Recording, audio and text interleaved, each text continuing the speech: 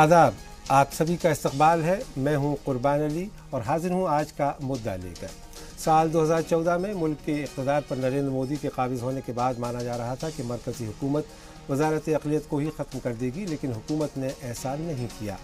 इतना ही नहीं, अक़लियतों की बहबूदी के लिए मरकज़ी हुकूमत से मिलने वाला बजट भी कम नहीं हुआ, बल्कि साल दर साल बढ़ता ही रहा। पिछले 4 साल में मोदी हुकूमत ने अक़लियतों के बजट में करीब 1100 करोड़ का इजाफा किया। बावजूद इसके अक़लियतों के चेहरे पर मुस्कान लाने में हुकूमत अब तक नाकाम रही है।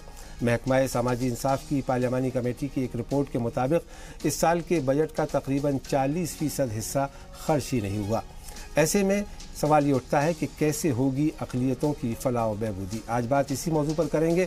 इस पर बात करने के लिए हमारे साथ एक बहुत ख़ास पैनल स्टूडियो में मौजूद है। हमारे साथ हैं मुस्लिम पर्सनल लॉ बोर्ड के मेंबर और दिल्ली माइनॉरिटी कमीशन के चेयरमैन रहे Kamal Farooqui, all India Muslim मजलिस मशावरत के सदर नवेद हामिद, RTI एक्टिविस्ट और जर्नलिस्ट अफरोज़ आलम साहिल। इसके अलावा फ़ोन पर हमारे साथ जुड़ेंगे मौलाना आज़ाद यूनिवर्सिटी के वाइस चांसलर प्रोफेसर अख्तरुल वासे, और साथ ही हमारे साथ होंगे BJP के तर्जमान प्रवीण शंकर कपूर। हम तमाम मेहमानों का इस्तकबाल करते हैं, लेकिन आज का मुद्दा शुरू करने से आइए पहले देख लेते हैं इस वक्त की हेडलाइंस। छत्तीसगढ़ के सुकमा में नक्सली हमले के बाद वजीर आला रमन सिंह ने बुलाई मीटिंग। हमले में CRPF के नौजवान शहीद। सर्च ऑपरेशन के दौरान 100 नक्सलियों ने किया था IED ब्लास्ट। दिल्ली में आज 17 अपोजिशन पार्टियों के साथ सोनिया गांधी का डिनर। 2019 से पहले हिज़्ब इख्तिलाफ को मुत्तहिद करने की कोशिश। जम्मू में रोहिंग्या और बांग्लादेशियों के कैंप में सहाफ़ियों पर हमला। 6 सहाफ़ी और RTI कारकुन जख्मी। पुलिस ने दर्ज किया मुकदमा। और अब 31 मार्च तक आधार लिंक करना ज़रूरी नहीं। सुप्रीम कोर्ट की बेंच का अबूरी हुक्म। अगला फैसला आने तक 31 मार्च की डेडलाइन पर पाबंदी।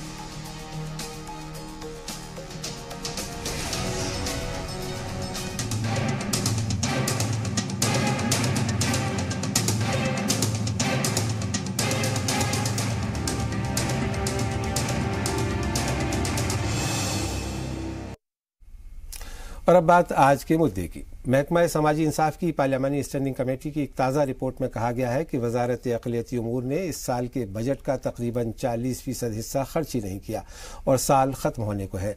इस मौजू पर बात करें इससे पहले आइए देख लेते हैं ये ख़ास रिपोर्ट।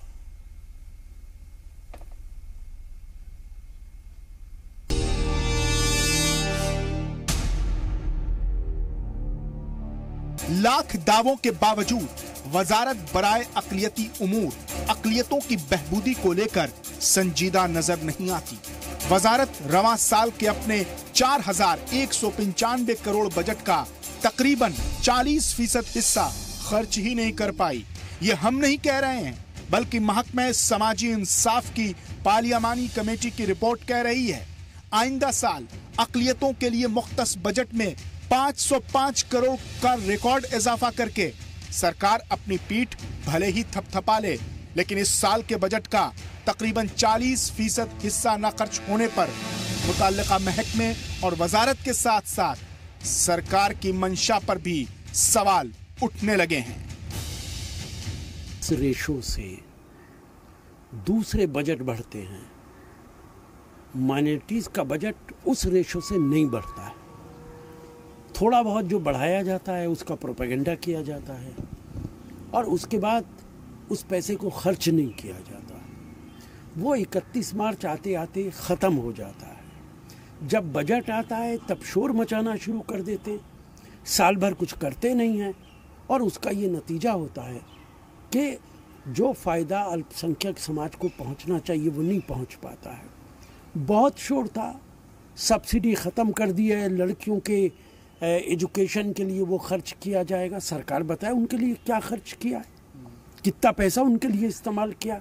ये सरकार न सिर्फ ये कि अल्पसंख्यक समाज के साथ, माइनॉरिटीज़ के साथ खिलवाड़ कर रही है, पूरे देश के साथ खिलवाड़ कर रही है। तालीमी, समाजी, माशी और सियासी महाज पर पसमानदगी के शिकार अक़लियती तबके की तरक्की के लिए मरकजी सरकार ने मंसूबे तो बहुत बनाए, बजट भी मुख्तस किया, लेकिन उस पर अमल नहीं हुआ। पार्लियामेंट्री पैनल ने वजारत के सुस्त रवैये पर नाराजगी का इजहार किया। पार्लियामानी कमेटी की इस रिपोर्ट की खबर आने के बाद वजारत अक़लियती उमूर के वजीर मुख्तार अब्बास नकवी ने इसे गलत करार दिया है।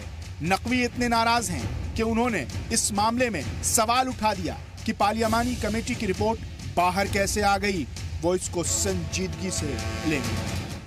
आना पाई ईमानदारी के साथ खर्च हो सके, ट्रांसपेरेंसी के साथ खर्च हो सके, इस काम को हम लोग कर रहे हैं। पता नहीं कहाँ से उनको 66% का बजट खर्च हुआ है, कहाँ से ये खबर आई है। ये तो खबर बिल्कुल गलत है और मैं इस बारे में स्पष्टीकरण दे दूंगा। एक चीज़ समझना चाहिए कि आज जिस ट्रांसपेरेंसी के साथ, ईमानदारी के साथ जो जनधन का आने पाई का खर्च सही ढंग से हो सके, इसके लिए हमारा मंत्रालय भी कोशिश कर रहा है और पूरी सरकार कोशिश कर रही है। संसदीय समिति है सामाजिक न्याय, उनकी तरफ से कहा गया है कि देखिए, पहली बात ये कि जो कोई भी पार्लियामेंट्री कमेटी होती है, पार्लियामेंट्री कमेटी के अंदर क्या डिस्कशन होता है वो अखबारों में नहीं छपता। अगर अखबार में छपा है तो वो और पार्लियामेंट्री कमेटी के नाम पे छपा है तो ये अपने आप में बड़ी सीरियस बात है, इसका हम पता लगाएंगे।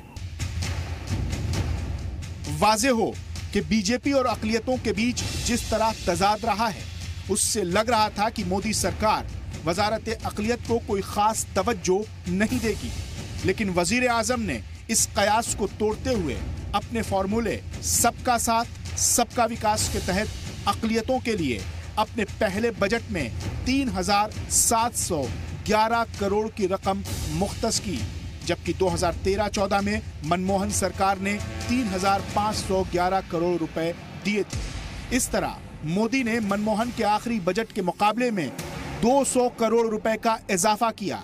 मोदी सरकार ने दूसरा बजट 2015-16 में पेश किया।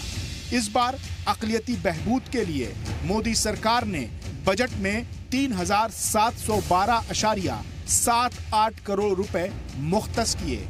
इस बार भी मोदी सरकार ने अपने पहले बजट के मुकाबले में 1.25 करोड़ रुपए का मामूली इजाफा किया। मरकजी सरकार ने अपना तीसरा बजट 2016 में पेश किया। 2016-17 के बजट में भी अक़लियतों पर मेहरबानी दिखाई। मोदी ने अक़लियती बहबूद के लिए 3,800 करोड़ रुपए मुख्तस किए। इस तरह पिछले बजट के मुकाबले में करीब 88 करोड़ की बढ़त दर्ज की गई। पिछले साल अपने चौथे बजट में मोदी सरकार अक़लियतों पर खूब मेहरबान नजर आई। 2017-18 के बजट में सरकार ने 4,195 करोड़ रुपए मुख्तस किए। इसमें भी पिछले बजट के मुकाबले 395 करोड़ का इजाफा किया। बजट में इजाफे के साथ साथ मोदी सरकार अक़लियतों को बेहतर तालीम देने के अलावा उनके कौशल विकास पर भी जोर दे रही है ताकि नौजवानों को रोजगार के मौके मिल सकें। पिछले बजट में स्कॉलरशिप, फेलोशिप, सीखो और कमाओ, नई मंजिल, नई रोशनी, उस्ताद, गरीब नवाज कौशल विकास केंद्र और बेगम हजरत महल स्कॉलरशिप मंसूबे पर 2600 करोड़ रुपए से ज्यादा खर्च करने का मंसूबा बनाया गया। लेकिन सवाल यह है कि जब तकरीबन 40% हिस्सा खर्च ही नहीं हुआ तो इन मंसूबों पर अमल कैसे किया जाएगा? और सबसे बड़ा सवाल ये कि बजट के आदादो शुमार में हो रही तरक्की अक़लियतों की तरक्की में कब और कैसे तब्दील हो?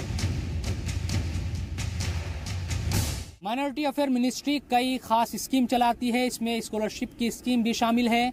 ऐसे में अगर बजट का बड़ा हिस्सा खर्च नहीं होगा तो सवाल तो उठेंगे ही।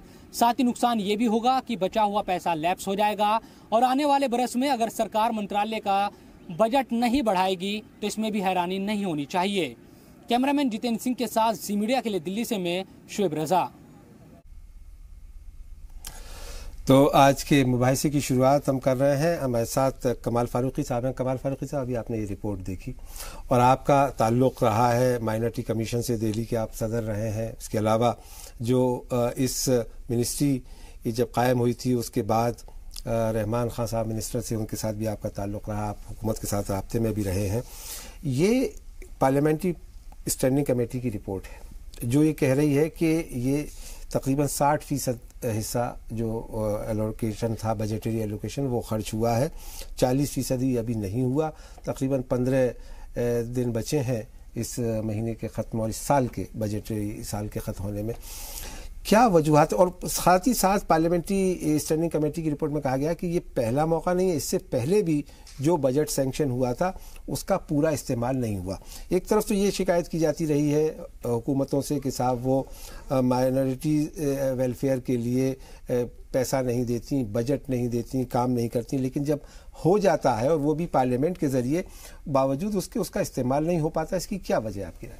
देखिए, दो तीन बातें हैं इसकी। पहली बात तो यह है कि यकीनी बात है कि प्रेजेंट गवर्नमेंट ने जी मोदी जी ने की हुकूमत ने बजट में हमेशा इजाफा किया और ये काबिल तारीफ बात थी, लेकिन उसी के साथ साथ खुद पार्लियामेंट्री कमेटी की जो है और उसके इत्तेफाक की बात यह है कि जो चेयरमैन भी जो हैं वो बीजेपी के जिम्मेदार आदमी हैं जी, तो उन्होंने खुद ये कहा है कि 40% हिस्सा नहीं हुआ है।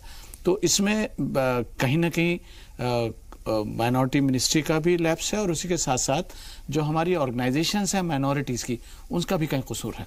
उसकी वजह यह है कि आपके पास पैसा मौजूद है और अगर पहले दिन से ही अगर आप वो तमाम स्कीम्स के ऊपर अप्लाई करें और उसमें जाकर कोशिश करें तो उस पैसे का ज़्यादा से ज़्यादा इस्तेमाल हो सकता है। और इत्तेफाकी बात है कि हमारे साथ में RTI के एक बहुत ही एक्टिविस्ट मौजूद हैं, तो अगर आप देखेंगे तो मतलब कि हमारी खुद इसमें भी कमी हमेशा रही है और यही गवर्नमेंट नहीं बल्कि इससे पहले की गवर्नमेंट्स के अंदर भी हमारा बजट पूरा इस्तेमाल नहीं होता रहा है और हम उसके अंदर कमी रही है। अब जहां तक माइनॉरिटी मिनिस्ट्री का ताल्लुक है, माइनॉरिटी मिनिस्ट्री पर यकीनी बात है एक दो क्वेश्चन बड़े सीरियसली उठते हैं कि बहुत अच्छे काम हुए, जैसे मिनिस्टर साहब ने खास तरीके से हज के ऊपर जो प्रोग्राम था और उसको हज जो सुप्रीम कोर्ट ने कहा था उसकी जो कमेटी बनी थी उसकी एक रिपोर्ट वगैरह को बहुत सीरियसली लिया गया, लेकिन उसमें एक बात बहुत अहम की गई थी जो हमारे एक member of parliament farmer member parliament उन्होंने भी कही और ये बात हम भी जानते हैं और सब जानते हैं कि जो उसमें हज सब्सिडी के ताल्लुक से था वो ये था कि भाई जो हज सब्सिडी बंद होगी तो उसका जो इस्तेमाल है वो मुस्लिम विमेन। मैं हज सब्सिडी पे आऊँगा कमाल भाई, लेकिन नवेद हामिद साहब, आप ऑल इंडिया मुस्लिम मजलिस मजावरत के प्रेसिडेंट हैं, सदर हैं, आपका ये अम्ब्रेला ऑर्गेनाइजेशन है, बहुत सारे मुस्लिम ऑर्गेनाइजेशन आपके साथ जुड़े हुए हैं, आपने कई बार इस पर सेमिनार, कॉन्फ्रेंस, वर्कशॉप भी की हैं। अभी जो कमाल फारूकी साहब ने बात कही कि भाई हुकूमत के पास पैसा रहता है और ये सिर्फ माइनॉरिटी अफेयर्स मिनिस्ट्री का मामला नहीं है, ये हर मिनिस्ट्री का है कि उसका ज़्यादा से ज़्यादा इस्तेमाल हो, इसके लिए एक पब्लिक और गवर्नमेंट के बीच भी पार्टनरशिप होनी चाहिए। आखिर क्या वजह है कि क्या बेदारी नहीं है समाज में या और कोई वजूहत हैं कि हुकूमत के इस फैसले का, इस पैसे का जो कि बड़ी रकम की गई है पिछले 4 साल में, इस्तेमाल नहीं हो पाता? देखिए, कमाल फारूकी साहब ने एक बहुत अहम बात उठाई और वो ये थी कि ये इसी सरकार का मामला नहीं, पिछली सरकार का भी मामला है। जहां तक मेरा अपना तजुर्बा है वो ये है कि ब्यूरोक्रेसी एक बड़ा हर्डल होती है इम्प्लीमेंटेशन जब एक स्टेज आती है जी। और माइनॉरिटी मिनिस्ट्री के अंदर तो ये ज़्यादा असल में मामला होता है। मैं बहुत वसूख के साथ ये बात कह सकता हूँ। एक और वजह भी है, मैं कमाल फारूकी साहब की इस बात से पूरी तरह तो इत्तेफाक नहीं करता हूं, लेकिन बात हो सकता है ठीक हो, लेकिन पिछले 12 साल में जो बेदारी मुस्लिम NGOs में आई है और जो आगे काम करना शुरू किया है वो उसकी मिसाल नहीं मिलती है। लेकिन मैं तो मुख्तार अब्बास नकवी साहब से सिर्फ एक सवाल करना चाहता हूँ, हुकूमत से भी एक सवाल करना चाहता हूँ, और सवाल ये है कि जब मोदी सरकार मुस्तकिल साल दर साल हर वजारत की एक रिपोर्ट कार्ड लेती है और खुद मोदी जी बैठकर, प्रधानमंत्री जी बैठकर उसको रिपोर्ट को देखते हैं और प्रेजेंटेशन करवाते हैं, तो ये पिछले 3 वर्षों से अगर हम पहले जो होता रहा गलत होता रहा था, जब भी तो नई सरकार आई थी, तो अब जब नई सरकार आई है और वजारत के अंदर एक नया आप जान डालने की कोशिश कर रहे हैं, तो 40% अगर किसी का एलोकेटेड जो फंड है ना हो तो बहुत बड़ा ये लेकिन ये सिर्फ मसला माइनॉरिटी अफेयर्स मिनिस्ट्री के साथ नहीं है, ये बहुत सारी मिनिस्ट्रीज के साथ है। जो दलित और बैकवर्ड्स के लिए कंपोनेंट जाता है बजट का, वो भी इस्तेमाल नहीं होता, उनके साथ भी है। तो बहरहाल हम अपने इस मुद्दे पर वापस आते हैं। अफरोज आलम साहब, आपने कई बरसों से RTI के जरिए से ये कोशिश की है कि माइनॉरिटी अफेयर्स मिनिस्ट्री का जो बजट है उसका खर्च किस तरह से होता है। आपने एक बहुत लंबी चौड़ी फाइल भी मुझे दी है जिसमें कहा गया है कि साहब ये जो स्कॉलरशिप है, एजुकेशन पे खर्च होने वाला पैसा वो नहीं हो पाता। आपकी राय में क्या वजूहात हैं कि आखिर ऐसा क्यों नहीं हो पाता, ये लैकुना कहाँ है? सबसे पहले तो मैं ये यहाँ कहना चाहूँगा कि सरकार जो ये प्रचारित करती है हर साल कि बजट बढ़ाया जा रहा है जी, इस बार ये कहा गया मीडिया में कि 505 करोड़ का इजाफा किया गया है। ये इजाफा नहीं किया गया है बल्कि अल्पसंख्यकों को धोखा दिया गया है जी। इन्होंने किया यह है कि मिनिस्ट्री ऑफ सोशल जस्टिस का तकरीबन 1530 करोड़ रुपए का पूरा बजट जो नॉर्थ ईस्ट के लिए मकसद रखा गया था, उसको यहाँ बजट में उन्होंने बस कॉपी पेस्ट कर दिया है। तो वो बजट जो है माइनॉरिटी के लिए नहीं है। सरकार ने बहुत सारी नॉर्थ ईस्ट मिनिस्ट्री का बजट कैसे माइनॉरिटी अफेयर्स को दे देंगे? यही तो खेल है। हमने, क्योंकि हम लोग बजट देखते नहीं है, मैंने खुद पूरा बजट का मुताला किया, बहुत करीब से देखा, उस पर मैंने रिपोर्ट भी की है अपनी ऑर्गेनाइजेशंस के लिए। तो उसमें 1530 करोड़ का बजट जो है वो सरकार ने यूं ही उठा के उसको रखा है। और ये बजट सिर्फ माइनॉरिटी के साथ नहीं बल्कि जो है वो दलितों के भी बजट में भी, आदिवासी के बजट में भी। तो ये खेल एक अलग हुआ है, धोखा देने का काम, ये एक अलग कहानी है। दूसरा है कि कई तरह की इंपॉर्टेंट स्कीम, जैसे कि आप प्री मैट्रिक स्कॉलरशिप जो है वो मुसलमानों के लिए बहुत जरूरी एक स्कीम है, लेकिन इस बार उसका बजट कम कर दिया गया। अगर आप देखेंगे कि national minority development financial corporation का बजट इस पर कम कर दिया गया। हमारी धरोहर स्कीम बहुत इंपॉर्टेंट स्कीम थी, उसका बजट 12 करोड़ से 6 करोड़ कर दिया गया, और वो 6 करोड़ जो है वो सिर्फ एग्जीबिशन पे खर्च होने हैं। उसी तरह से कई स्कीम जो है इस सरकार ने बंद की है। जैसे हमारी सेहत स्कीम थी, इस सरकार ने बंद कर दिया। मुस्लिम बच्चियों की बात कर रहे हैं हमारे मंत्री साहब, लेकिन जो साइकिल योजना थी जो 9वीं क्लास के बच्चों को मिलना था वो बंद कर दिया गया। तो ऐसी कई चीजें देखेंगे कि लगातार चीजें स्कीम्स माइनॉरिटीज के लिए बंद की गई है। एमएसडीपी का फंड जो है इन्होंने कम किया। इस वक्त हमारे साथ फोन लाइन पर प्रोफेसर अख्तरुल वासे भी जुड़ गए हैं, जो कि वाइस चांसलर हैं मौलाना आज़ाद यूनिवर्सिटी जोधपुर। इस्तकबाल करता हूं मैं अख्तरुल वासे साहब। अभी आपने ये बहस सुनी होगी, हम बात कर रहे हैं कि पार्लियामेंट की जो एक स्टैंडिंग कमेटी है महकमा समाजी इंसाफ के कामकाज को वो देखती है, उसने ये कहा है कि माइनॉरिटी अफेयर्स का जो बजट है वो सिर्फ 60% जो रवां साल है उसका खर्च हो पाया है, 40% अभी नहीं हो पाया है। महीना और साल खत्म होने को है। आपकी नज़र में क्या वजूहात हैं कि ये पैसा क्यों नहीं इस्तेमाल हो पाया, जो कि अब लैप्स हो जाएगा, वापस हुकूमत को चला जाएगा? जी, सबसे पहले तो मैं शुक्रिया अदा करता हूँ आपका याद फरमाई के लिए, दूसरे इसके लिए कि आपने इस अहम मौजू को लिया, क्योंकि ये कोई इस दफा का मसला नहीं है, ये मुस्तकिल एक रवैया है और रविश है जिस पर कि सरकार चलती रही है और जिसका हमारे साथियों ने यहाँ पे तस्करा भी किया, कमाल फारूकी साहब ने भी और नवेद हामिद साहब ने भी और अफरोज साहिल ने भी। मामला सीधा साधा ये है कि एक तो ये कि एक है नीति और एक है नीयत जी। मामला ये है कि नीति का तो ऐलान होता है, लेकिन नीयत जो है वो डावाडोल है, और उसके लिए मैं बुनियादी तौर पे जो जिम्मेदार समझता हूँ वो जो ब्यूरोक्रेसी है मिनिस्ट्री के अंदर, जो ऑफिशियल्स हैं उनको जिम्मेदार समझता हूँ। और लेकिन साथ में मैं ये भी कहूंगा कि सरकार को इस तमाम जो जॉइंट सेक्रेटरी इंचार्ज हैं, डायरेक्टर्स हैं और जो सेक्रेटरी है इस मंत्रालय का, उनका एक पूरे तरह से एहतसाब करना चाहिए, उनसे हिसाब मांगना चाहिए कि जो स्कीमें सरकार ने बनाई थी, जिनको सरकार ने मुश्तहर किया था, उनका फायदा उन लोगों को क्यों नहीं पहुंचा जिनके लिए ये बनाई गई थी जी। जो अभी अफरोज साहिल कह रहे थे वो बहुत चौंका देने वाली बातें हैं। और लेकिन एक और मसला भी है जिसकी तरफ कमाल फारूकी साहब ने इशारा किया था, और मैं समझता हूँ उसको भी समझना चाहिए कि हमारे दोस्त नवेद हामिद के बकौल चाहे जो एनजीओ में बीमारी आई हो, लेकिन अभी भी बहरहाल उस तरह से हम मुतहर्रिक और फाल तौर पे काम नहीं कर पा रहे हैं जैसे करना चाहिए। और एक बात यहाँ पे और मैं चाहता हूँ कि वजाहत हो जाए कि यहाँ इस मंत्रालय में, इस वजारत के अंदर अकलियतों से मुराद मुसलमान नहीं है, बल्कि दूसरी क्या में जो अकलियतें हैं जिसमें सिख हैं, ईसाई हैं, बुद्धिस्ट हैं, जैन हैं, पारसी हैं, वो भी हैं। और अगर कोई मुवाजना किया जाए तो पता चलेगा कि जो दूसरी अकलियतें हैं वो ज्यादा बेहतर तौर पे इनके फंड्स का और स्कीमों का फायदा उठा रहे हैं हमारे मुकाबले में जी। तो ये जो चीज है, आप रहे अख्तरुल वासे साहब, मैं आता हूं दोबारा आपके पास। इस वक्त हमारे साथ बीजेपी के कौमी तर्जमान प्रवीण शंकर कपूर साहब भी जुड़ गए हैं। बहुत बहुत इस्तकबाल आपका, खैर मक़दम। प्रवीण शंकर कपूर साहब, हम बात कर रहे हैं कि मिनिस्ट्री ऑफ माइनॉरिटी अफेयर्स का जो बजट है उसका सही यूटिलाइजेशन, सही इस्तेमाल नहीं हो रहा है, और ये बात पार्लियामेंट की एक स्टैंडिंग कमेटी ने कही है।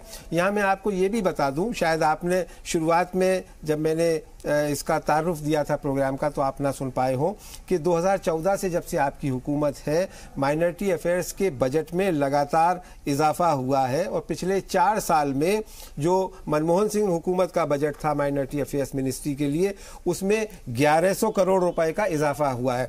इससे ये बात तो साबित होती है कि वज़ीर आज़म जब कहते हैं नरेंद्र मोदी साहब के सबका साथ सबका विकास, तो शायद वो वाकई ईमानदारी के साथ करना चाहते हैं, लेकिन जब वो बजट खर्च नहीं हो पाता, अब साल खत्म होने को है, 40% पैसा वापस चला जाएगा, तो आखिर इसके लिए प्रवीण कपूर साहब आप किसे जिम्मेदार मानते हैं?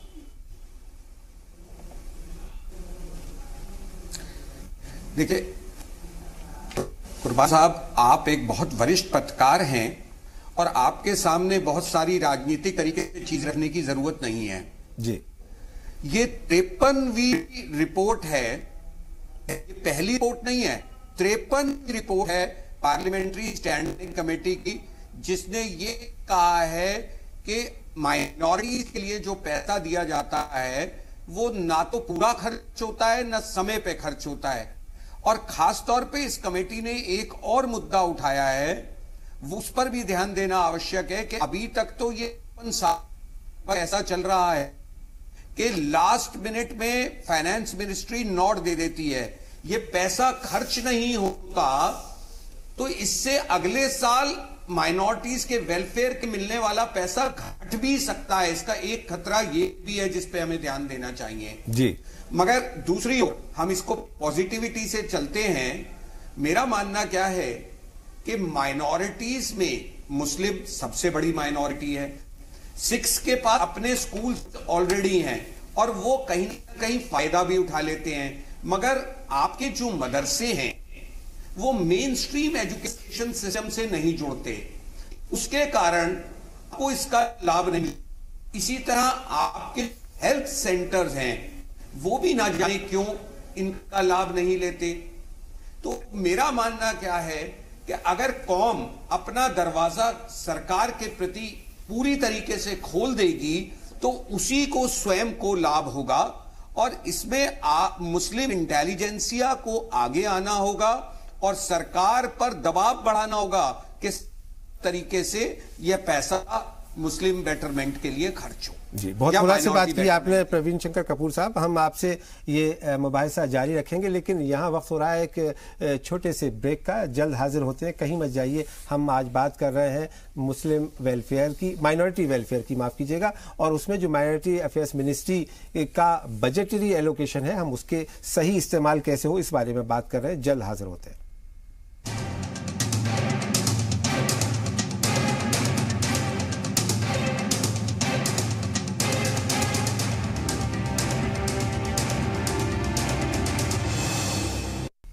एक बार फिर आप सबका इस्तकबाल है। हम जी सलाम पर बात कर रहे हैं आज के मुद्दा की, और आज का मुद्दा है कि किस तरह से माइनॉरिटी अफेयर्स मिनिस्ट्री के बजट का सही इस्तेमाल नहीं हो पा रहा है। पार्लियामेंट की स्टैंडिंग कमेटी ने एक तरह से वार्निंग देते हुए कहा है कि ये मिनिस्ट्री ऑफ माइनॉरिटी अफेयर्स अपने पैसे का जो हुकूमत की तरफ से बजट के ज़रिए उसे दिए जाते हैं उसका सही इस्तेमाल नहीं कर पाते। कमाल फारूकी साहब, ब्रेक पे जाने से पहले हमने अख्तर उलवासे साहब को भी सुना और बीजेपी के कौमी तर्जमान प्रवीण शंकर कपूर साहब को भी सुना, और उन दोनों लोगों ने भी ये इस बात की तरफ इशारा किया कि किस तरह से एक मैकेनिज़्म हो कि इस पैसे का हम बेहतर इस्तेमाल कर सकें। तो आप ज़रा बताएं कि आपका चूँकि माइनॉरिटी कमीशन का भी तजर्बा है कि किस तरह से ये जो पैसा है जो दिल्ली से चलता है ये नीचे ग्रास रूट तक पहुंच सके। एक मरतबा राजीव गांधी ने तो ये कहा था कि साहब 1 रुपया चलता है दिल्ली से और नीचे 10% पहुंच पाता है, 10 पैसे का फ़ायदा हो पाता है। क्या हो सकता है? देखिए, इसमें तो जो गवर्नमेंट चाहे कितना ही बजट कर ले जी, और किसी वर्क के लिए भी कर ले, इसमें माइनॉरिटी हो कि शेड्यूल कास्ट हो, शेड्यूल ट्राइब हो, जिस किसी के लिए भी कर ले। और जैसे खुद हम भी देखते हैं इस बात को कि इसी माइनॉरिटी मिनिस्ट्री के अंदर जो बाकी और दूसरी माइनॉरिटीज़ हैं वो अपने हिस्से से भी ज्यादा ले जाती हैं, क्योंकि उनके पास एक मैकेनिज्म मौजूद है। उनके यहाँ की ऑर्गेनाइजेशन से, उनके यहाँ जो इवन एजुकेशनल वो जो रिलीजियस इंस्टीट्यूशन है वहां पर काम हो रहे हैं। हमारे यहाँ टांग टूटती है आकर सिर्फ एक मदरसों के ऊपर, जहाँ मदरसे पे 3-4% पढ़ते हैं, बाकी 97% तो दूसरे स्कूल में पढ़ते हैं। और मदरसे जो हैं वो अपने तौर पर खुद ही चल जाते हैं, क्योंकि उसके लिए एक मजहबी उनका एक वो भी मौजूद होता है। लेकिन जहां तक ये स्कीम्स का ताल्लुक है, मैं फिर दोबारा कहूंगा, और हो सकता है लोग बाग मुझे इस भी कहें कि शायद मैं कोई डिप्लोमेसी की बात कर रहा हूं, लेकिन हकीकत बात यह है कि हमको खुद, जब तक खुद अपने पैरों पर हम खड़ा होना नहीं सीखेंगे, हमारी एनजीओज मजबूत नहीं होंगी। नवेद हामिद इसके ऊपर काम भी करते रहे और भी बहुत सारे काम करते रहे।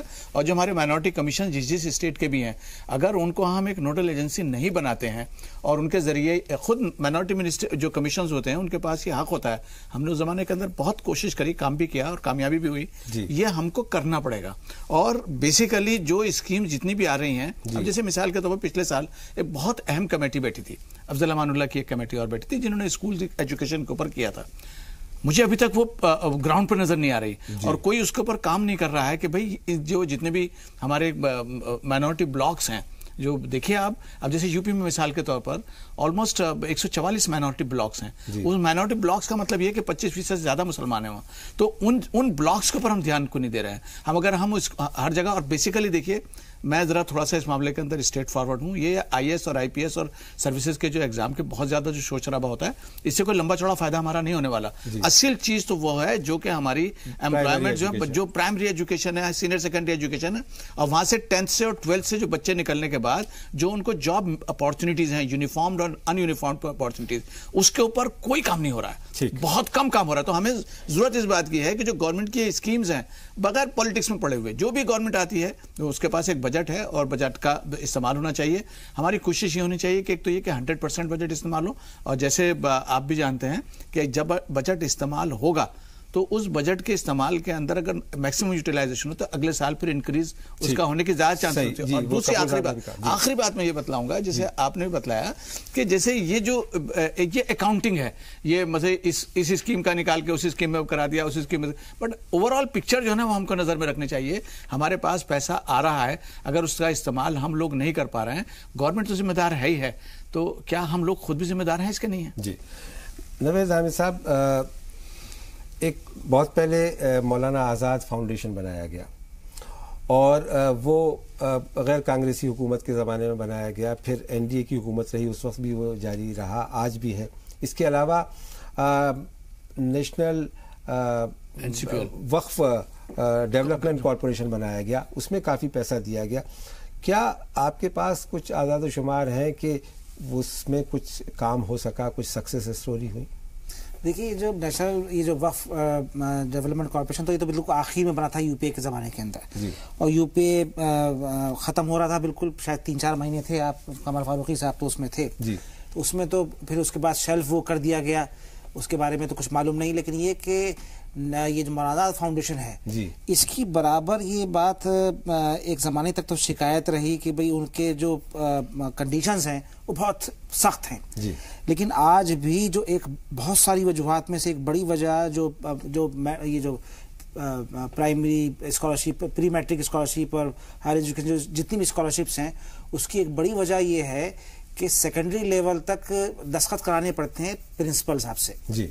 उससे पहले एक वो सर्टिफिकेट और ये वो, तो अगर सर्वे कराया जाए तो हमारे पास तो ऐसी बहुत सारी शिकायत हैं कि खुद स्कूल के प्रिंसिपल्स उस दस्तखत करने में बहुत हिचकिचाते हैं और बहुत परेशानी होती है। तो एक मैं समझता हूं कि अगर वो जो एक ज़माने में 15 पॉइंट प्राइम मिनिस्टर कमेटी हुआ करती थी, अगर उसको रिवाइव करके और सरकार उस पर उसको ये बिल्कुल मैंडेट दे कि मिनिस्ट्री ऑफ माइनॉरिटी अफेयर्स का जो भी काम है उसके ऊपर निगाह रखेगी। आज ये हो रहा है कि एक मंत्रालय है और आम है, बीच में कोई नहीं है। चलिए, तो आप चाहते हैं कि एक मैकेनिज्म की ज़रूरत है कि उसके बीच में मैकेनिज्म हो। अफरोज, आप बताएंगे कि ये जो जिन चीज़ों की तरफ आपने अभी इशारा किया था प्रोग्राम की शुरुआत में कि साहब हुकूमत ने कुछ स्कीमें बदल दी हैं, कुछ का बजट ट्रांसफ़र कर दिया है, लेकिन बावजूद इसके बजट लगातार बढ़ तो रहा ही है, क्योंकि अब जबकि 4000 करोड़ से ज़्यादा का बजट है, वो पिछले 4 साल में 1100 करोड़ रुपए के इजाफे के बाद हुआ है। और जाहिर है कि उसे पार्लियामेंट पास करती है, उसमें कमी की बात तो नहीं है, तो लेकिन वो पहुंच क्यों नहीं पा रहा है? जो जरूरतमंद लोग हैं, चाहे वो किसी कम्युनिटी के हों, चाहे वो मुसलमान हो, बौद्ध हो, ईसाई हो, जैन हो, सिख हो, पहुंच क्यों नहीं पा? फरमान भाई, इससे पहले कि जवाब मैं एक बात और अर्ज कर दूं जी कि ये जो कुछ भी बढ़ रहा है ना, ये पीनट है जी। आप एक बात ये देखिए कि एक पॉपुलेशन जो कि ऑलमोस्ट मुझे सेकंड लार्जेस्ट मेजॉरिटी होने के साथ साथ 14-15% जिसकी आबादी हो, उसके लिए 1100 करोड़ और 100 करोड़ और 15 करोड़। नहीं, लेकिन आपसे ये भी देखिए ना कि 143 करोड़ से शुरू हुआ और अब यहाँ तक आया है, तो लगातार बढ़ रहा है जी अफरोज। लेकिन मैं आपको ये बता दूं कि बजट बढ़ नहीं रहा है। दरअसल हम लोग बजट को समझ नहीं पाए हैं। नहीं, आप कह रहे हैं कि उसकी बजट कंपोनेंट बदल गया है। नहीं, आप जब बजट को देखेंगे तो आप देखेंगे कि मिनिस्ट्री ऑफ सोशल जस्टिस का बजट उठा के मिनिस्ट्री ऑफ माइनॉरिटी में कॉपी पेस्ट कर दिया गया है, और वो रकम जो है वो 1530 करोड़ है, जो बहुत बड़ा अमाउंट है। सरकार की नीयत जो है वो कभी भी साफ नहीं रही है। आप आइए, मैं बात करता हूँ, देश में पारसी घट रहे हैं। आज जो है वो हालत यह है कि 60,000 के आसपास आ गए हैं वो, ठीक है। उनके लिए जियो पारसी स्कीम लागू की गई जी। अब जो है 2 करोड़ का मामूली सा बजट है जी, और वो जागरूक भी है। मैं पारसियों के बीच गया हूँ, काम भी किया, वो जागरूक भी हैं। और 2 करोड़ में सिर्फ आप 50 लाख रुपए खर्च करते हैं, और ये पिछले 4-5 साल से यही चला आ रहा है। और वो 50 लाख भी कहाँ खर्च हो रहा है? आप उनके लिए एडवर्टीजमेंट बना रहे हैं कि आप जो है वो ऐसे सेक्स करो, ऐसे शादी करो, ये चीजें हो रही हैं जी। तो उससे जो है वो कम्युनिटी, किसी भी कौम का, अक़लियत के जो भी कौम है, उनका जो है वो भला नहीं होना है। तो सरकार की नीयत जो है वो देखनी होगी कि नीयत कितनी साफ है। ये स्कीम, अब जो इतनी इंपॉर्टेंट स्कीम थी, आपको महिलाओं की मोदी जी बात करते हैं हमेशा जी, ठीक है, नई रोशनी स्कीम। अब आप देख लीजिए कि नई रोशनी स्कीम में पिछले साल जो 15-16 में बजट 15 करोड़ रखा गया, लेकिन खर्च हुआ है सिर्फ 1.5 करोड़ के आसपास जी। तो कहीं ना कहीं जो है वो बजट में दिखाया जाता है पैसा बहुत, अच्छा, लेकिन वो फंड रिलीज ही नहीं होते हैं और लोगों तक जो आप बात कह रहे हैं कि तो, लेकिन इसका सही इस्तेमाल कैसे हो सकता है, ये बताइए। तीसरी बात यह है कि जो रूल्स रेगुलेशन बनाए गए हैं जी, वो इतने टफ किए गए हैं कि लोग वहां तक नहीं पहुंच पा रहे हैं। लोग ऐसा नहीं अवेयर नहीं है कौम में, हर कौम के लोग जो है वो अवेयर है, जानते हैं स्कीम्स के बारे में, उन तक इंफॉर्मेशन पहुंच रही है। सोशल मीडिया का दौर है, कई सारे एनजीओज लगे हुए हैं, लेकिन जो पूरा एक बनाया गया जो सिस्टम, वो उसमें कहीं ना कहीं जो है वो फॉल्ट है, वो सही से काम नहीं कर रही है, और वो उस पे सरकार की नीयत पे सवाल नहीं। अफरोज भाई, मैं आपकी बात से इस तरह से एग्री नहीं करता हूं कि देखिए, बात यह है कि जो भी गवर्नमेंट का जो पैसा होगा रहेगा तो रूल्स एंड रेगुलेशन। सर मैं बता दूं कि मैं आता हूं, स्कॉलरशिप में जो है वो तकरीबन हर साल जो है वो आधे पैसा घोटाले में जा रहे हैं जी। अख्तर वासे साहब के पास चलते हैं मीडिया में। अख्तर वासे साहब, अभी आपने ये बहस पूरी सुनी, आप भी कई हुकूमत की कमेटियों का और दूसरे जो इदारे हैं उसमें रहे हैं। क्या वजह है कि जो अफरोज कह रहे हैं वही एक वजह है, या इसके अलावा भी कुछ और वजूहात हैं जिसकी वजह से ये जो पैसा सैंक्शन हुआ है इसका सही इस्तेमाल नहीं हो पा रहा? देखिए, एक बात तो ये है कि ये कड़वी सच्चाई है, लेकिन सच्चाई है कि हम पिछले 70 साल में खोने के इतने आदी हो गए हैं कि अब हमें कुछ पाके खुशी नहीं होती है जी, और उसके लिए हम कोई कोशिश नहीं करते। ऐसा है कि अभी मौलाना आजाद फाउंडेशन की आपने बात कही, मुझे उसमें 3 साल रहने का मौका मिला है, मैं उसका ट्रेजरर भी रहा हूँ, और मैं ये जानता हूँ कि उस जमाने में आप आदाद शुमार निकलवा सकते हैं, जिन इदारों ने और तंजीमों ने अप्लाई किया उनको भरपूर उनकी मदद की गई। दूसरी बात जो आपकी खिदमत में अर्ज करनी है ये है कि इस वक्त जो सारी प्रॉब्लम है वो ये है कि दूसरे बेदार हैं, और हम या तो एक शाइनेस हमारे अंदर है, और या सरकार जो है, सरकार में और सियासी जमात में हम फर्क नहीं कर पाते जी। हम ये नहीं भूलना चाहिए कि जमहूरियत में जो मुंतखबा सरकार है वो हमारी सरकार है, और हमारे हुकूक और हमारे जो मामलात हैं उन सब पे तवज्जो देना उसका फर्ज है, और उससे पूरी मदद हमें लेनी चाहिए। हमारे यहाँ जो विजारत तो बन गई है, लेकिन अगर आप गौर करें तो उस विजारत के तहत जो फायदे लोगों को पहुंचने चाहिए थे, मुख्तार अब्बास नकवी साहब की नीयत पे मुझे कभी शुबा नहीं रहा है। वो अच्छी बातें करते हैं और उनका इरादा और नियत भी नेक है, लेकिन जो मैं बात अर्ज कर रहा हूँ, क्योंकि मैं उस मिनिस्ट्री के अंदर कमिश्नर फॉर लिंग्विस्टिक माइनॉरिटीज भी रहा हूँ, इसलिए मुझे अंदर से भी देखने का मौका मिला है। स्कीमें तो बनती हैं, लेकिन वो स्कीमें जो हैं जिनके लिए बनी है उनको किसी फायदा न पहुंच जाए, इस पर ज्यादा तवज्जो दी जाए। ठीक, मैं आता हूं आपके पास में दोबारा। जी, इस वक्त प्रवीण शंकर कपूर साहब कुछ कहना चाह रहे हैं। हम प्रवीण शंकर कपूर साहब को सुन लेते हैं, फिर उसके बाद आपके पास आऊंगा।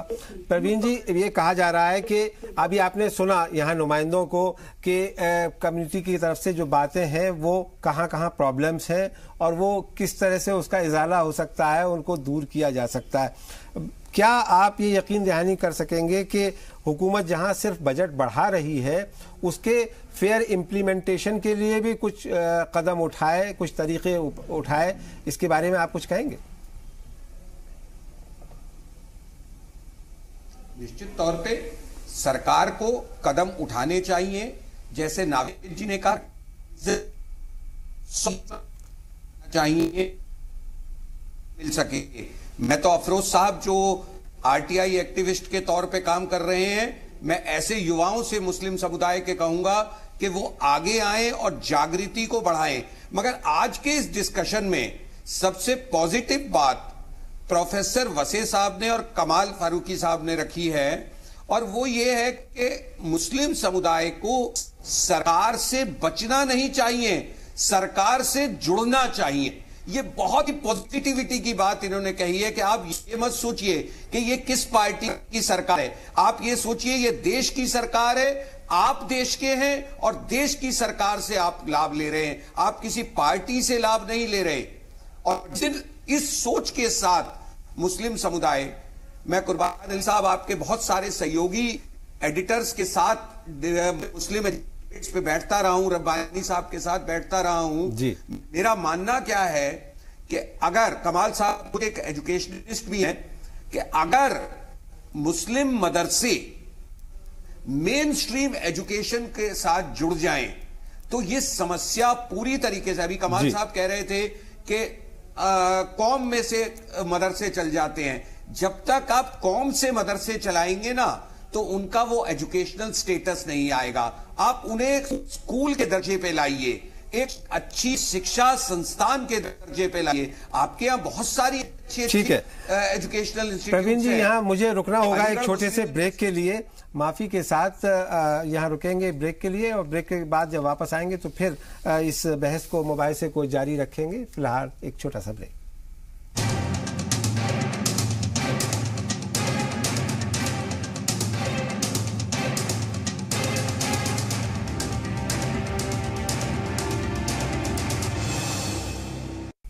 एक बार फिर आप सभी का इस्तकबाल है। आप देख रहे हैं जी सलाम, और उसमें बात हो रही है आज के मुद्दे की, और आज का मुद्दा ये है कि माइनॉरिटी अफेयर्स मिनिस्ट्री यानी जो वजारत अक़लियत है, उसका जो बजट है, जो कि 4000 करोड़ से भी ज़्यादा का बजट है, उसका सही इस्तेमाल कैसे हो, कैसे ज़रूरतमंद उससे मुस्तफ़ीज़ हो सकें, उससे फ़ायदा उठा सकें।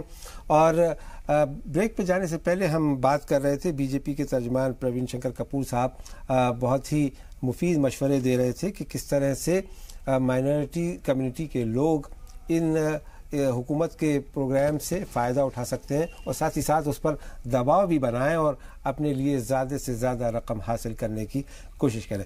कमाल भाई, हम इस डिबेट के बिल्कुल आखिरी मरहले में हैं।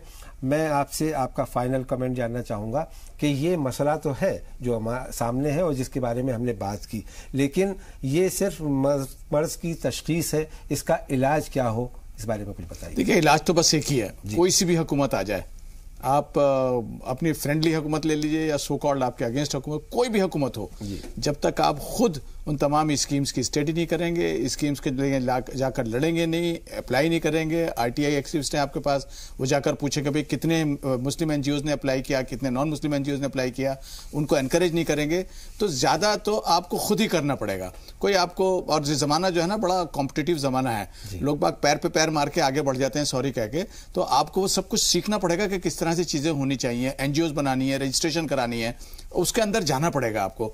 और एक बात यह है कि जो बेसिक एजुकेशन है हमारी, अब आप देखिए मिसाल के तौर पर आप खुद दिल्ली को देख लीजिए। दिल्ली को, अब मैं इसमें एक बात आपको और हमारे जो प्रवक्ता साहब हैं उनसे भी दरख्वास्त करूंगा, दो चीज़ें जो हुई हैं बड़ी नुकसानदायक हुई हैं। एक तो जो अनफॉर्चुनेटली हमारी प्रेजेंट गवर्नमेंट की जो मिनिस्ट्री में ये वक्फ कॉर्पोरेशन जो है तकरीबन खत्म हो रहा है। जो इतना वक्फ डेवलपमेंट कॉर्पोरेशन जो था बहुत अहम इंस्टीट्यूशन था, खत्म हो रहा है, उसमें कोई काम नहीं हो पा रहा है।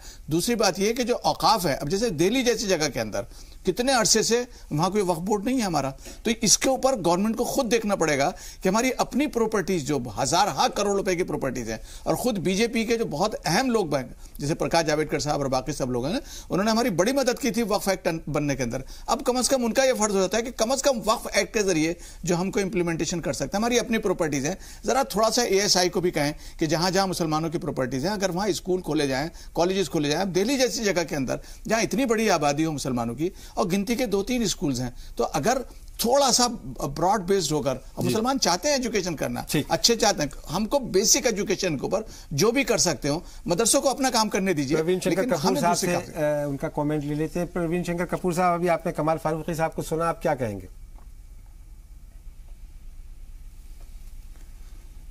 मुनासिब बात कही है उन्होंने, और मैं तो ये मानता हूं कि अगर जो भी ASI के अंतर्गत अगर बिल्डिंग्स हैं और भवन हैं, तो अगर उनमें प्राइमरी स्कूल या प्राइमरी हेल्थ सेंटर्स चालू किए जा सकते हैं तो तुरंत किए जाएंगे। और मैं तो साहब से कहूंगा कि आप इस पे लीड लीजिए, नकवी जी से मिलिए, और जरूर जैसा मेरे से पहले भी प्रोफेसर वसे कह रहे थे कि मुख्तार अब्बास नकवी, देखिए मैं राजनीति की बात नहीं करूंगा, मगर मुख्तार अब्बास नकवी जैसा लिबरल मिनिस्टर। जी, नवीद हामिद साहब, अभी बात हो रही थी, कमाल साहब ने कहा कि साहब ये चीज़ें की जाएं तो शायद हालात बेहतर हो सकते हैं। आपका भी इंटरेक्शन रहता है मुस्लिम NGOs के साथ में मुल्कगीर पैमाने पर, कश्मीर से कन्याकुमारी और कच्छ से कोहिमा तक। आप क्या कहेंगे कि किस तरह से इस बजटरी एलोकेशन का इस्तेमाल हो और अगले साल के लिए इसमें और इजाफा हो सके? देखिए, साल दर साल हम NGOs का एक वर्कशॉप करते हैं, आप मालूम है 3 दिन का होता है। और जब पहला साल था सरकार बनने के बाद, तो हमने एक बात कही थी कि आपको एक कोऑर्डिनेटिव रिलेशन तो बनाना पड़ेगा जी। और कोऑर्डिनेटिव रिलेशन बनाया है, ऐसी बात नहीं। मेरे पास हर महीने मेरे पास तकरीबन 12 से 15 लोग आते हैं जो कहते हैं हमारी मदद कर दीजिए, और हम मदद नहीं कर पाते और फाइलें लेके आते हैं। मैं ये कहता हूँ कि ये मामला सिर्फ मिनिस्ट्री ऑफ माइनॉरिटी अफेयर्स से नहीं होगा हल। मैं दरख्वास्त करूंगा प्रधानमंत्री कार्यालय से कि अगर आप वाकई चाहते हैं कि ये सब काम हो, तो उनको एक मैकेनिज्म तो बनाना पड़ेगा, जैसे मैंने शुरू में कहा है। और वो मैकेनिज्म जब तक नहीं बनेगा कुछ नहीं होगा। ये बात बहुत अहम है कि सरकार ये बात मालूम करे मंत्रालय से कि कितने लोगों की एप्लीकेशन आई, किसी की भी आई। मैं ये बात नहीं कह रहा कि मुसलमान की आई, फला की आई, फला की आई। मैं कह कितने लोगों की एप्लीकेशन आई और कितने लोगों ने अप्लाई किया और कितने लोगों को आपने एलोकेट किया है। इसका तो एक इसका जो है, इसका एक कच्चा चिट्ठा सामने आना चाहिए। दूसरी बात ये है कि ब्यूरोक्रेसी का हम क्या करें जब सरकार इतनी एकदम स्ट्रांग सरकार है। मैं समझता हूं कि पिछले 20 वर्षों में जब से मैं देख रहा हूं सरकार की, इतनी स्ट्रांग सरकार नहीं आ सकती। अगर ब्यूरोक्रेसी सरकार को फेल करने पे लगी हुई है तो फिर उसका कोई इलाज नहीं है। आप कह रहे हैं कि पॉलिटिकल विल हो मजबूत तो काम हो सकता है। काम हो सकता है जी। अफरोज, आप बताइए कि किस तरह से किया जाए, क्या मैकेनिज्म हो कि जिससे जो बजटरी एलोकेशन है माइनॉरिटी अफेयर्स मिनिस्ट्री का, उसका सही इस्तेमाल हो सके? देखिए, अभी कमाल सर ने वक्फ की बात की, तो एक पॉइंट और ऐड करना चाह रहा हूं मैं उसमें कि इस बार जो है वक्फ बोर्ड को जो मजबूत करने के लिए स्कीम थी, उसको जो है उसके लिए कोई भी फंड इस सरकार ने एलोकेट नहीं किया है, नहीं रखा है। मैं खुद RTI से बात करूंगा, मैं कुछ बात करता हूँ, सबको मानना है। कब्रिस्तान दिल्ली वक्फ बोर्ड की बात यहाँ पे आई, मैंने जो है वो आज से 4 साल पहले का RTI फाइल की, तो मुझे उसी दिल्ली वक्फ बोर्ड से 562 कब्रिस्तानों की लिस्ट मिली। 1.5 साल के बाद मैंने दोबारा से RTI फाइल किया, अब जो है वो कागजों में ही 488 कब्रिस्तान हो गए। 250 कब्रिस्तान हमारे कहाँ गए किसी को पता नहीं। जब मैं दिल्ली वक्फ बोर्ड में खुद गया एक जर्नलिस्ट की हैसियत से, तो हमें वहां मालूम चला कि रनिंग पोजीशन में मुश्किल से 50-60 कब्रिस्तान ही जिंदा हैं। तो हमें खुद भी जो है वो अपनी चीज़ों को लेकर, खासतौर पे वक्फ की प्रॉपर्टी को लेकर जागरूक होने की ज़रूरत है। बजट जो है वो बहुत छोटा अमाउंट है, इसमें हम उलझ के जो है बहुत कुछ खो रहे हैं। और सबसे बड़ा मसला है इस देश में अक़लियतों को जिंदा रहने का। मैं अभी लिंचिंग पे कई तरह के स्टोरीज कर चुका हूँ और लगातार मैं देख रहा हूँ, जिस तरीके से झारखंड में अभी लौट कर मैं आया हूँ, जिस तरीके से गाय के नाम पे वहाँ मुसलमानों को, आदिवासी को, इवन दलित को जो मारा गया है वो बहुत दर्दनाक है। तो सरकार की नीयत पे कहीं ना कहीं सवाल उठेगा कि एक तरफ जो है आप बजट में दिखा रहे हैं कि बढ़ा रहे हैं, लेकिन बढ़ाया आपने कुछ नहीं है। एक तरफ जो है आप कह रहे हैं कि हमने एयर फेयर हज पे जाने के लिए कम कर दिया है, लेकिन सच्चाई यह है कि कम नहीं किया, वो 50,000 से ज्यादा इजाफा हो गया है जी। और हम इसको समझ नहीं पा रहे हैं। तो हमारे जो इंटेलेक्चुअल हैं पहले कम से कम वो चीजों को जो लें उसकी सही तस्वीर लोगों तक ले जाए, क्योंकि हम सही तस्वीर खुद एक्सेप्ट ही नहीं कर पा रहे। हमें ये लग रहा है सरकार जो प्रोपेगेंडा करती है हमें लग रहा है कि वही सही है जी। हमने मान लिया कि हाँ भाई एयर फेयर कम हो गया, लेकिन कम नहीं हुआ है। ठीक, अख्तर वासे साहब, आपकी आखिरी कमेंट के आप क्या मशवरा देना चाहेंगे हुकूमत को और कम्युनिटी को भी? सीधी सादी बात यह है कि एक डायरेक्ट डायलॉग होना चाहिए दोनों के बीच में, क्योंकि डेमोक्रेसी में दैट्स द ओनली वे। सरकार और यह जो वजारत अक़लियती उमूर है और जो मुस्लिम ऑर्गेनाइजेशन हैं उनके और उसका इनिशिएटिव जो है वो ऑल इंडिया मुस्लिम मजलिस से मुशावरत ले या कोई भी ले, मुझे उससे कोई गरज नहीं है, लेकिन उन्हें होना चाहिए। और ये गिले शिकवे जो हम टीवी चैनल्स पे कर रहे हैं सीधी सादी तौर पे हक़ाइक़ के रूप में सरकार के सामने पेश किया जाए और उनसे कहा जाए कि इनका किस तरह से आप इजाला करेंगे और तदारुक करेंगे, ये बताइए। मैं मिसाल के तौर पे आपको एक बात बताता हूँ। जब 2013 में ये यूनिवर्सिटी स्टेट लेजिस्लेचर से राजस्थान के बनी, जिसमें से मैं वाबस्ता हूँ, मौलाना आजाद यूनिवर्सिटी जोधपुर में, इसके लिए 2 करोड़ रुपया पास हुआ रेजोल्यूशन के जरिए मौलाना आजाद फाउंडेशन से, और आज तक उसे नहीं दिया गया। बल्कि नुकसान ये हुआ कि FCRA और कैंसिल कर दिया गया। तो ये जो सारी सूरत हाल है, सरकार को इन चीजों पर भी गौर करना चाहिए। कपूर साहब ने बहुत अच्छी बातें की हैं, मैं उनका शुक्रिया अदा करता हूं उनकी सोच के लिए और उनके ख्यालात के लिए।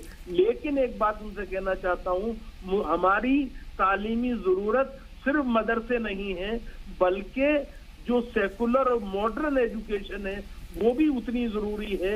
हमारे मदरसे NIOS से जोड़े जा सकते हैं, जोड़े हुए हैं जी, और उनको जदीद तालीम मिल रही है। लेकिन जो मुसलमान अपनी कोशिशों से मॉडर्न और सेकुलर एजुकेशन के इदारे कायम कर रहे हैं, सरकार उनको मदद करे। उनके लिए अगर रूल्स में ढील देनी पड़े, बहुत मुनासिब जी।